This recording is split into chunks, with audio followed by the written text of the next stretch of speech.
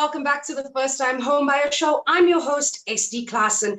As you can see by the title of this video, we're talking all about mistakes that have been made by first-time homebuyers or even people who have invested before. We're joined with Olebogeng and Neo from Nong Wealth. Welcome. How are you this evening? Awesome, and we couldn't be anywhere speaking about property after 8 o'clock, is it? Yeah. Nowhere else but you. Thank you so much for joining us this evening. I just want to quickly introduce you. The two of you have quite a hefty title. You property investors, property content creators, YouTubers. You even host masterclasses. You flip and rent properties. So it's a mouthful of a title. So I wouldn't want to be anywhere else but speaking to you about these mistakes. So thank you again. I've been doing a lot of research about mistakes that first-time homebuyers make, and Lebo and I have been speaking in the week, and to narrow it down to 5 was extremely difficult. But we did it, and for the sake of time, hopefully we can get through all the 5. So one of the common mistakes that first-time homebuyers make is that first-time homebuyers don't necessarily know what they want. Would you guys say that this is true, and why? Sure. Looking at hi SD and hi to all of the viewers. I hope that you're excited about listening about property at 8 o'clock today. So now what you're actually saying is actually right. So now when you're a first-time home buyer, you're overwhelmed about buying property, signing that offer to purchase, and all of this jargon that's actually coming to you, and now you're not actually aware of which property is the right one for you. So now what we always say, or what we always stress, is that before you actually buy your first property, just go around and view properties to actually see that which one actually best fits your character best. Because now when you're looking at some properties, you might find out that you're going for that one, whereas if you did actually go around looking at multiple properties, you would have actually identified that one that suits your best personality. So now where this actually comes in is that we need to have a fine balance between overviewing and underviewing. So now underviewing is when you're just going to the one property and you're saying that this is the property, I'm buying it, end of story. Overviewing is going around 1 year, you're busy looking at different properties and you can't really make a choice. So now just narrow it to the 5 best properties and then just select one. I know Neo likes to say A, B, C. This one is the one that I'm actually choosing. So finding that middle line between overviewing and underviewing. And I tend to make this mistake quite often. I mean, I'm still renting, but like I would find my price range in which I'd like to rent. I'd find the areas are close to work, etc. I'd view it once, and then I believe that this has everything that I need. It's like a dream home for me. And then weeks down the line or months, you're like, but there's no garden. Like it doesn't have things to go outside. You're just like trapped indoors. So that's exactly what you mean by viewing multiple properties. Neo, maybe you can speak a little bit more about viewing multiple properties. Did you personally experience where you didn't view enough? What exactly happened? Of course, I mean, this was at the point in time whereby we didn't invest in ourselves. So now when you're looking at us right now, I'm happy to say that I'm a property addict. I'm obsessed with property to a point whereby I have a whole criteria that when I go to, I'm not usually those fussy people when I go for shopping. Is this lean mints? Does it have this? Does it have that? But when it comes to property, those are the type of people that we are. We have a whole criteria, even when we talk to people saying that, you know what, have a criteria. So that when you're looking for that property, when you're about to buy it, you know that it fits everything to your criteria.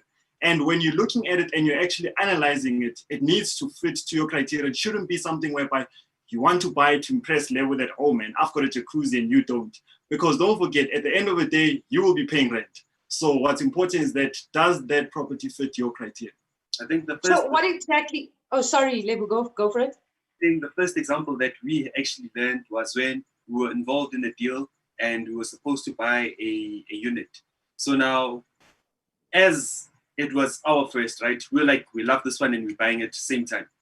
But now, looking 1 month later, there was another property that had a better ROI on that particular property.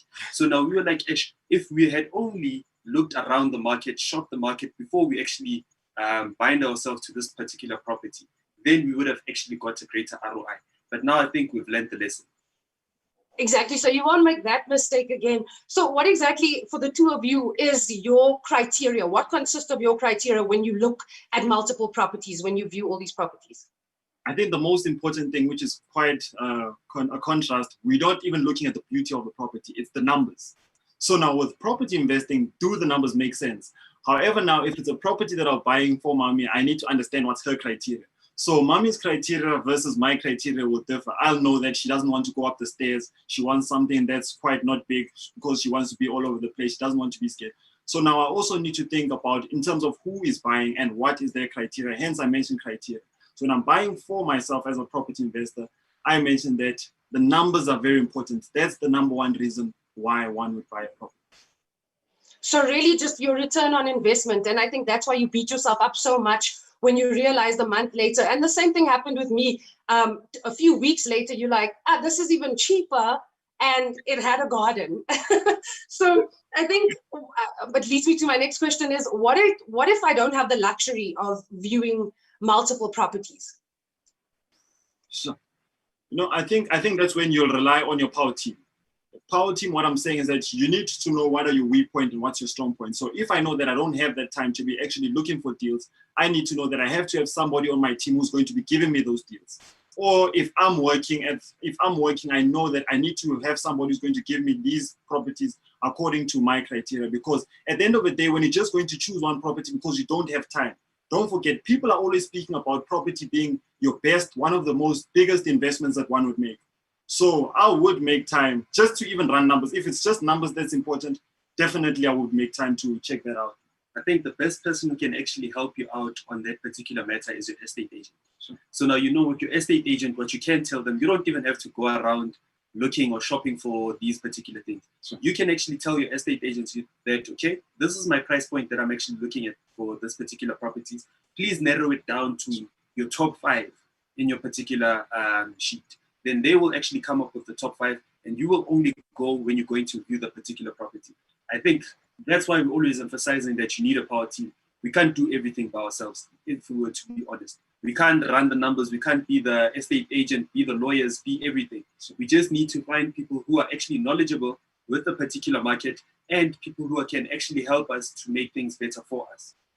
Exactly. And I think it's so much easier if the buyer knows what they want, because then they can pass that criteria on to people who are helping them find this property. Now, our next mistake that we spoke about is negotiating the right price. Not everyone knows how to negotiate, right? And negotiating is a little bit tricky because if you're trying to negotiate with the seller, let's say, it sometimes seems intimidating because they might think you can't afford it, so why do you even view it in the first place? Are there particular skills to negotiating? I think there's just a lot of things that you just need to put behind yourself, especially as a property investor. Number one, as a property investor, I mean, people call us cheap, but it's fine because now we know that our numbers need to actually make sense. So now when I'm looking at a particular property and I need to negotiate it, right? I need to understand that at which price point would it be actually profitable. And if I exceed this particular price point, say for instance, 800,000, if I go beyond 800,000, then I won't be making that particular mistake. So now, when you're looking at how to actually negotiate, I think the first thing is to understand the situation that the person is in, right? So now, if Neo, say for instance, Neo needs to sell his particular property right now as soon as possible, and I need to come in a negotiation with him, I need to understand his situation, and he also needs to understand my situation. So I can't come to him and say that, yes, I'm going to buy this property of yours at this particular price. I'm obviously going to lose the deal because now some people feel as if, you know what, that person doesn't actually understand the situation that I'm in, so I'm not even going to sell it to him, right? So now it's balancing the two between you actually knowing what your price point is and also letting him know that you are the person to actually help him and not take his property away from him. So have you ever been in a situation where you actually negotiated something and it didn't manifest, or they weren't budging, they weren't actually willing to come down? What did you do in that situation? I mean, we even lost count. As a property investor, or even when you're looking for property, you should get to that point where you lose count. That's when you've qualified. That's when you've qualified. So it does get to, yeah? I was going to say, so tell us more about because we could get in a situation where we try to negotiate and nothing works. So what do we do in this case, and how did the whole story play out? I mean, what happened is that, especially when you have that skill of negotiating, is that I'll even tell you how are we going to come into a negotiation. So we talked about power team. If I'm having my power team, I'm going to come with my contractors, and then we're going to go to the property. They're going to tell me what's wrong with the property, and then when I'll be negotiating with the owner, I'm going to be saying, you know what, I'm a property investor and I want to help you out with the situation. So now in me helping you out, these are the things that I need to fix, and they're going to come out from my pocket. So how about you actually reduce it from this amount to this amount so that I can factor in the total investment. So whatever that I'll be investing, so that I can factor in and I can help you. So in that regard, it's me rather creating a platform whereby it's more of a conversation between me and them. And then that's when they are going to either say, you know what, I understand where you're coming from. Or option B is that, no, I don't understand. I can't really agree to that. And then what will happen is that, I think this is us taking out the ace out of our sleeve. So what will happen in that regard is that you shouldn't be too cocky at the same time. You should be, you know what, I'm giving you a week to actually think about the offer that I'm making. And if you are interested, but there should be a time frame so that you can, push them to that. So when you say 1 week so that they can think about it, it actually creates that platform whereby, you know what, I thought about what you're saying, and how about, even if they don't agree to that, they just increase it a bit. You look back to your numbers and then see if you can take it forward from there. And in that week, we hope that no one else, makes beats the offer or makes the same offer, so that you could get it. So create some of that suspense that, like, this, I'm giving you a week, let me know. So on the topic of negotiating, and like Lebu said earlier, jargon that we need to understand within the property spectrum. And one of that is the conveyancer, the bond originator. This is titles, especially as first-time home buyers, that we should do more research on and know exactly what their role is. So you talk about negotiating to use a conveyancer to register the property on the buyer's side. What do you mean by that? Okay, so now when you're going through a property, when you're actually buying a property and it's supposed to be registered into your name. So now the process would be, you would actually sign the offer to purchase and you'd give it to the seller, right? Then the seller would be the one that would say that, okay, you know what, I'm actually accepting your offer. Then the title deed needs to be then transferred from the seller's name into the buyer's name, right? So now that's done by the conveyancer. That's your property lawyer. So now, with every property, when you're going to register your particular property, you need a conveyancer, right? So now what we also did the first time, we said that, you know what, there's the offer to purchase, you can actually do it. So now what we didn't know is that the conveyancer was working with the buyer. So now the buyer wasn't actually willing to actually sell this particular property. So now they were delaying the process. So now what I urge property investors to do, or someone who's actually looking to buy a property, you'd rather actually get your lawyer and try to negotiate for you to use your lawyers. Because now you know that you are looking to buy this particular property as soon as possible.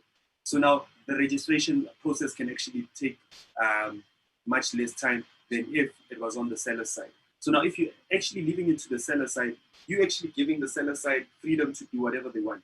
So now you also need to actually put in those laws that, you know what, I understand that you want to actually sell this particular property, but now at the same hand, I want to use my conveyancers to actually transfer this particular property into my name. I think what right, sorry, continue now. I think most, especially as first-time buyers, we become intimidated by this platform whereby it's a big arena and I'm just somebody who's just going to sign and then hope that my property comes to me. Like, you need to be proactive. We're always talking about this. Be proactive to an offer to purchase instead of being reactive. Instead of accepting everything that will be given to you, put your terms and conditions in there and actually challenge it, because at the end of the day, you will be taking out money from your pocket. So you need to protect your business or protect yourself in that regard. Exactly. And, according to the research on Uber home loans that I saw about conveyancers and how much they charge, let's say I'm buying a house between 800,000 to 1 million. Conveyancer fees range between 15 to 18,000. What happens if I can't afford this?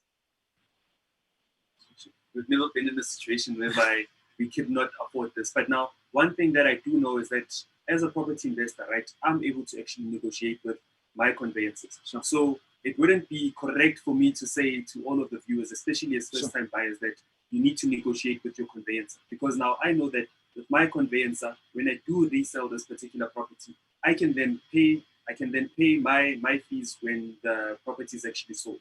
So now, when you're looking at that particular thing, you need to actually try to negotiate with the conveyancer if they can actually give you a discounted rate, if that's actually possible.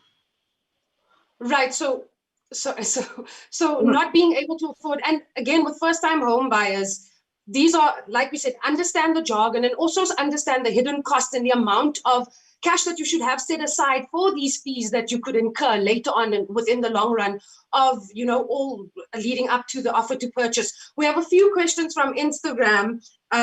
Just before we go to an ad break, this is Katlejo is asking, how far can you go with negotiating, let's say from 1 million? From 1 million. I think it will totally be dependent on your skill. That I can't necessarily even say 500 or even 400. That's totally dependent on your skill. And also don't forget, it's not only from your side, it's also from the seller side. How much are they willing to let go? But I'll be lying to you if I say that you're the best negotiator, you get it for 100,000 from 1 million. So I think that question will differ from one person to another. I think. Yeah, depending on your negotiation skills, obviously. Carry on, Libby. Just to add on what Neo was saying, right? When you're looking for a distressed property, or when you're looking at someone that's actually wanting to sell their property really fast, that's when you can start now to understand that, okay, now I can actually get it at this discounted price. So now if someone is just selling it because they want to move on to the next property, and you are telling them that you want to actually buy this particular property at 700,000, they're going to tell you that they still have time, so they don't want to sell it at 700,000. But now, if you have a situation whereby someone is actually migrating and moving to the next country, and you want to buy that particular property at 700,000 to 750,000, maybe then they'll start to consider that particular price. So now it also depends on the situation of that particular seller. Right, and now we have Pulisile, also from Instagram. This is quite a big question, and I don't think we have enough time to answer it, but maybe you can just quickly give us a few pointers. Pulisile is saying, I want to get into property business. What is your advice for a first-time property investor? For a first-time property investor, I'd say that invest in yourself. As I did mention that, there's so much that happens in the back office that people are not aware of. Until you buy that property, then you make these mistakes that we'll be speaking about, and then we'll all be in this chat room. So I'd say that invest in yourself and learn as much from mistakes that people have made and the mistakes that we'll be discussing today. Investing in yourself. Just to add on what Noah's just said right now, if you can actually surround yourself with property investors, if you can't actually invest in yourself, but now, but it's fine. When you actually look at a particular property, right, make sure that you have people around you that are property investors or they are knowledgeable about property. Because now that's where you can actually feed off their energies. You can actually feed off what you actually need to do in the next session. Exactly. I always say, surround yourself with like-minded people, so if you in this game of property, and also this is how we learn. This is how we learn from other people's mistakes, like we are doing this evening. We're going to run to a quick ad break. And in this time, for our viewers watching on Facebook, Instagram, and YouTube, tell us maybe some mistakes that you made, or if you have any questions for Lebu and Neo from Nong Wealth, please comment down below. We're going to be back shortly. Thank you.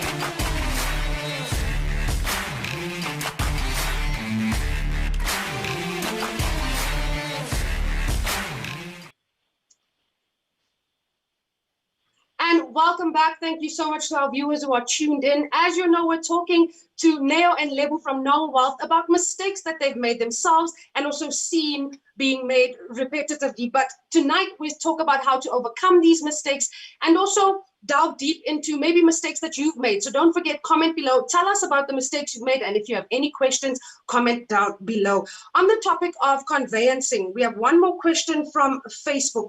We briefly answered this, and I'm sure the cost of conveyances differ. But maybe if you can advise, this is Katlejo as well, how much do conveyances cost? Now, conveyances vary from one property to the next. So now I think what you can do is that you can go onto the private property page, and just beneath there, you can just put in all of your details, and then it will actually show you a roundabout figure of how much you should be expected to actually pay for your conveyancer cost. Exactly. There are there's also law firms who offer conveyancing calculators for you to actually see, you put in the cost and you can see plus minus how much your conveyancer fees will charge you. You were going to say something, Lebu? I wanted to stress something. Right? Remember, with your conveyancer costs, you have two conveyancer costs. So now you have your bond registration and you also have your transfer costs, right? That's something that you need to be aware of. I think the last time we made the same mistake of thinking that, you know what, I'm only going to pay one conveyancer. Now I was happy that yes, we actually got a bargain. Only to find out that a week later, other conveyancers actually called and were like, guys, you need to also pay your bond registration. So now just make sure that you have both of the money before you actually buy the particular property. Yeah, again, emphasis on the hidden costs that come with investing in property, but this shouldn't turn you away. Just have them ready because, like you said, if you know a conveyancer, speak to your own lawyer, get as much knowledge on these things as possible before investing. One of the other mistakes is not using a bond originator to get a bond. And we know bond originators, they help us, they leverage with banks to get the best deal possible. So what happened? Did you not use a bond originator? When that happened, what were the implications of that? Fortunately, we got rejected. So we just went to a bank, applied, and then got rejected. And then we scratched our head. We're like, where did we go wrong? How can we come back and actually try other banks? And then we actually checked, we checked with our network, and they were like, gents, how about you go the bond originator route? And we've actually forged a relationship with our bond originator. And it's quite nice, whereby, as you did mention, that they will help you apply to all these bank financial institutions, and you can actually get the best interest rate from buying a property. So that is very important. And by the way, if it's the first time, you shouldn't be thinking about, I have to pay conveyances, I have to pay this. Now you guys are telling me about a bond originator. Where am I going to get all this money? So with bond originator, at least you'll be paying the bank in terms of you getting the loan from the bank, and then the bank will actually settle it with them. So you don't have to stress about it. Exactly. And also with bond originators, if you were rejected the first time, it doesn't mean that a bond originator can't help you afterwards, exactly like you're saying. So you talk about, having bond originators, and you've educated us on what the term means, again, the jargon. Be wary of this and know exactly what it means. Has a bond originator made the process easier for you? Bond originator, I think it goes back to the party. The bond originator makes it easy for you because now all they're actually going to do is that they're going to send you their power of attorney so that you can actually sign and they can actually apply on your behalf. So now they'll actually apply at the various financial institutions, whereby if it was you, you'd need to actually go physically to apply at all different banks. So now with the bond originator, you know that you just need to send it to one person, and then that person will actually distribute it to everybody else and then get the best interest rate for you. So now I think on the money side and on the time side, it's actually best for you because now you save your time in terms of you going out and looking for that particular loan, and you also save yourself some money because now the interest rates will actually go down when you go through your bond originator. I think we had a client that was saying that, guys, you know what? I'm loyal to my bank. Loyal to my bank. I don't need a bond originator. I'll just apply at my bank, only to find out that they got rejected by their bank, right? So now they need to go to the bond originator to apply at every bank. But now once their application went through every bank, now their bank actually said that, you know what, we're reconsidering it. Please do actually send your application again. So now this is something to also consider, that if you're actually going to send your offer to purchase through your bond originator, they will be the one that will make the transfer actually better for you because now they'll get you the best interest rate and the best deal. Exactly. If you look at everything that you've mentioned throughout the show, getting a real estate agent to view the properties or find your top 5, giving them your criteria, the conveyancer, the bond originator, it all makes the process easier for property investors. So it's really not that overwhelming because there are people doing these things for you at the end of the day. Last but not least, your final mistake is not being able to anticipate the renovation costs. And when I saw this, I was like, did you get something? And you were like, okay, I'm just going to renovate the kitchen, and thinking that it might only be 20,000, and then getting there and you know, because that you need the contractor, you need another kind of power team who's going to be doing the renovations for you on the other side. So what exactly happened when you invested and you realized the renovation costs are maybe way too high for me to afford? I think I'm about to expose my cousin. So now what happened is that he wanted to build his foundation, right? So now only to find out when they were going down on the foundation, there were some few pipes that were actually bursted around the area. So now that was an additional cost for him to actually go deeper and find other contractors to actually come and fix that whole part. So now there might be something that you're actually missing with your naked eye if you actually don't have a contractor to come to that particular property and do the proper due diligence. So now, if you don't do the proper due diligence, you might find yourself that, okay, you have actually budgeted 50,000 to actually refurb. You thought that you were just going to paint, it was going to be fun, you're going to actually put in some windows, only to find out that there's mold inside the roofs, only to find out that the roof needs to be actually fixed, the whole roof needs to be fixed. Now it's not fun anymore. Exactly. And now have you actually figured out how to like research the renovation costs before purchasing the property? Have you figured out how to do that? You know, it's like playing chess. It's like property investing is like playing chess. Now, when you play chess, I think I want to simplify it for even the people that don't play chess. The king doesn't actually beat all of the people, like your pawns and your castles. However, but the king is important. So now it goes back to having a power team, surrounding yourself with all of these castles, surrounding yourself with power team. Because now the guys that we have, the contractors that we have, they do a splendid job. Even to the way the relationship that they have, we know that they have a good relationship with us and we can refer them to any of our clients. That's how much we trust them. And now with that relationship, we know that this guy will sit down and they will treat this person, even though you have been in property investing, as if it was the first time you buying a property. In that way, even if you have such a big problem, as Lebo did mention, but now when you know that you have experts that guarantee you that they will deal with this at the most cost-efficient price, you also as a first-time buyer do become calm in somehow. So I stress that having that power team, surrounding yourself with people, and not thinking that you can do everything, it will make your job easier. So now the process that we go through is that when we're going to view and we're sure that we want to actually buy this particular property, we then book a second viewing to come with our contractors. Then they do the proper due diligence of the whole property. So now they are the ones that will see if there's any leakage within the particular taps. They'll look at the roof, is everything still in point. They'll look at the ceiling. They know what to actually be looking at. So now even though we have actually viewed a lot of properties, we still sometimes have a problem in terms of identifying where the problem is. But now I know that my guys, in terms of the construction guys, they are the ones that are able to actually spot that, okay, there's a little black spot here. That means that there might be a roof leakage. Exactly. Again, power team. And, you know, I've been in a situation where renovation costs, where they take the cheapest way out. And it doesn't necessarily last many years. And I'm sure you're laughing, you've probably seen it too, where you maybe get a contractor that's a friend of a friend that knows how to put in cupboards. And at the end of not even a year, and these things fall apart. So I think, again, power team, having someone who knows exactly what to look for, who can anticipate what the renovations will be in the future. We've got another question from Facebook. Delano Skoltz is asking, is it possible to change bonds between banks? If another bank offers you lower interest rates, what are the advantages and disadvantages of this? I think let me start with disadvantage, because we like being real and we like hitting it where it hurts, because that's where it becomes realistic. People, because we've also been in a situation whereby somebody was in that situation, they're like, I want to change from one bank to another. I can tell you now, you also need to think about the cost implications. So as much as, let's say I don't like FNB anymore, I've got beef with it and I want to move to something else, I need to think about the cost implications.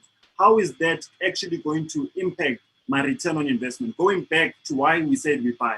So if let's say I have negative, by the way, I do love FNB, it was just an example. So you need to always think about how is it going to affect your return on investment. So if it does, let's say you just had a personal problem with it and then it was not that major, it's something that you should actually move along with, because if it is going to hurt your return on investment, the reason why you bought the property, it defeats the whole purpose of investment.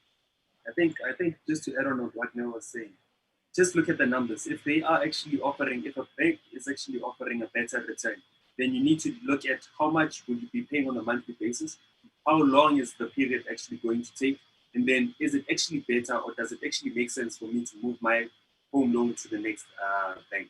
Because now sometimes you do find out that they will still be the same, but now when you move your home loan to another one, you need to pay the initiation fee. So even So cancellation. Even the cancellation. So now in that way, it would be actually more expensive to move on to the other one. But now if there is going to be a drastic change between your monthly payments towards the bank, then I think you should go for it. Exactly. I hope that answers your question, Delano. One more from Instagram. This is Lungi asking, what are the numbers that you need to calculate before you purchase a property for flipping?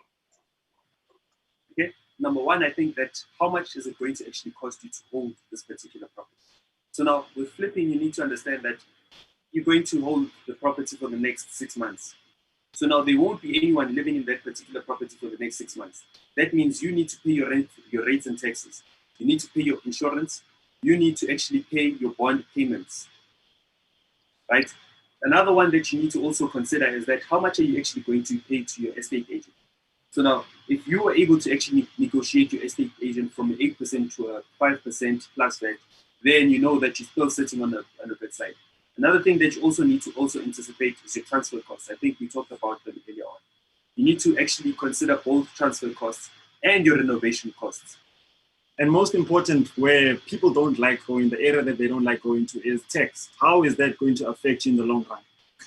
Because we like speaking about flip, that it's in and out. I'm going to buy low, sell high, but then we don't talk about the tax implications towards your business. So if you are aware of that before you even invest and you put it in a plan, I say let's go for it. Yeah, everyone hates talking about tax. Even me, I can't. It's just complete gibberish to me. Again, thank you to everyone who asked their questions. We aren't able to get to all of them tonight on the show, but they will be answered. Just before we end off, again, guys, thank you so much for joining us.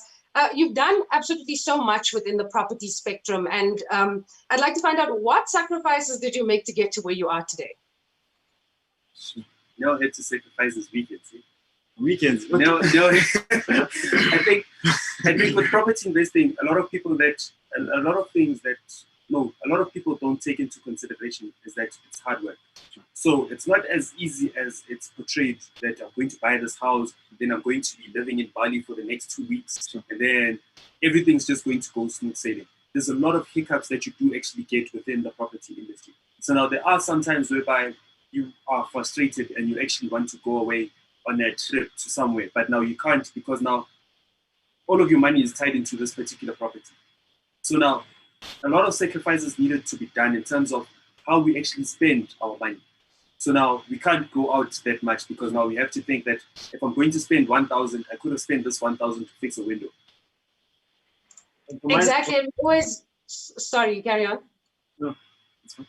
We always talk about this on the show, that property is a long-term investment. So whether you want to go on that holiday for a few weeks or a month, whatever the case may be, think about your long-term investment. So invest in the property. Like you said, sacrifice weekends, sacrifice that 1,000 Rand you would have used, and rather invest it. So of course, there's a lot of sacrifices that one needs to make when investing in property, for whatever the reason may be. And now we've mentioned and we've spoken about all these mistakes, and I know there are a ton more, but because of time, we can't get to them. What have you learned now since making these mistakes, in order to not make these mistakes again? Like documenting everything. Like I'll say documenting everything, somebody might look at it as if it's just one of those things, but then when you document everything, I think that's how we actually have so much knowledge, that we documented every single thing. Even starting from creating, this is the most important thing that we created for our properties, that we've got an Excel sheet whereby we can actually anticipate that by the end of this year, I must have gotten so much.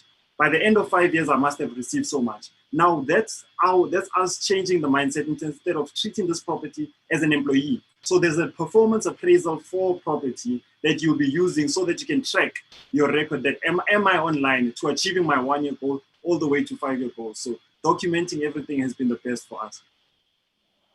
What about you, Lebo? Would you agree? Do you maybe have a different lesson that you've learned from these mistakes? I think it's the same thing with Neo, that you need to actually document everything that you're actually going through. From the tiniest thing, as the person that was actually sweeping the particular, say for instance, when you're done refurbing, the person that was sweeping the house, you need to actually keep receipts in terms of how much did you actually pay this person? So that next time when you go into this particular thing, you are able to actually check back and see that, okay, I used to spend 600 on my lights, but now my quotation has went to 800. Now the contractor needs to actually tell us that why did it now move from 600 to now 800? Because now if you don't actually document everything, it's easy to get scammed. Because now I can give Neo 500 and say that, Neo, can you please go buy these lights? And he goes to a shop by the corner and gets it at a cheaper price, only to find out that 2 months later, it doesn't actually work anymore. And by that time, Neo is gone. So now it's important to have that record in terms of how much did you actually spend, where did you buy this particular property, so that when you go into the next property, you are able to actually go back and check that, okay, this is how much I'm actually anticipating to spend.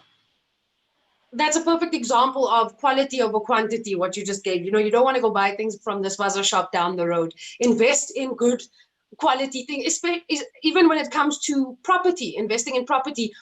Just before we go, you spoke about this on one of your YouTube videos, that not every property is worth investing. So as a first-time home buyer or first-time investor, how do I know if the property is worth investing in or not? I think that needs to go back to the mentorship that we talked about. You need someone who knows how to actually view a particular property, someone who knows how to actually run the numbers, someone who can actually connect you with a good power team so that the process actually becomes easier for you. Because now, answering that particular question is actually giving you the whole blueprint of property investing, and it can't be possible within the next 5 minutes. So now, I think the best possible answer to that is actually getting mentorship or being close to someone who is a property investor who can actually guide you on which properties to actually look at and which property not to look at. Because I think one of the stats that you were saying is that from the 100, if we're looking at 100 properties, only 10 would be investable properties. So now you can only understand that when you're looking at all of these 100 properties, and now you were just to select one at random, chances are you're going to select a bad property. And then at the end of the day, you're going to say property investing doesn't work and it's a scam. But now you didn't actually invest in yourself. So I think that the most important thing is to actually invest in yourself and seek for knowledge that will actually help you to identify what a good property is or what a good property is. Exactly. So thank you so much to the two of you who have joined us this evening. We've gotten a lot of comments and questions, and like I said, we will answer them on our Facebook or Instagram or YouTube platforms. But unfortunately, that's all we have time for this evening. Lebu, Neo, thank you so much. Where can we find you? Instagram, on Facebook, on YouTube, on Twitter. I think every platform. Nong We can Wealth. go to YouTube, Facebook, Instagram, LinkedIn, and Twitter. Just Nong Wealth, you'll find us. Thank you so much. And to our viewers at home, thank you so much for your questions. And we'll see you again next week, same time, same place. Have a good weekend.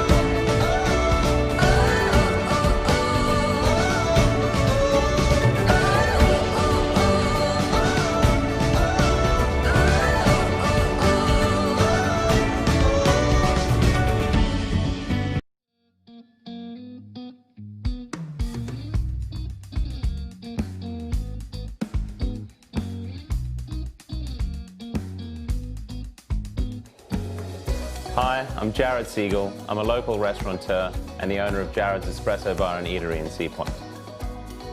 I'm a Cape Town local, Camps Bay born and bred, and I've been living in Sydney, Australia for the last few years. Living abroad, I've always been drawn to the mother city, and I've recently decided to come back home. Taking lifestyle factors into consideration, Bantry Bay has been the perfect fit for me. Living on the Atlantic seaboard really resonates with what I'm all about. From the active lifestyle, the amazing food culture, its family-friendly environment, and amazing natural beauty, the quality of life we have on offer is really unique. The Atlantic seaboard has some of the most beautiful suburbs in the country. With areas like Camps Bay and its world-renowned beach culture and the recent refurbishment of Sea Point Promenade, it's no wonder our neighborhood has such a global appeal. After a long day of hard work, there's nothing better than taking a walk along Clifton Beach, sharing a moment and watching the sunset. Trying to offer something authentic to the community, I'm not about reinventing the wheel, just doing the classics really well. And this is my neighborhood.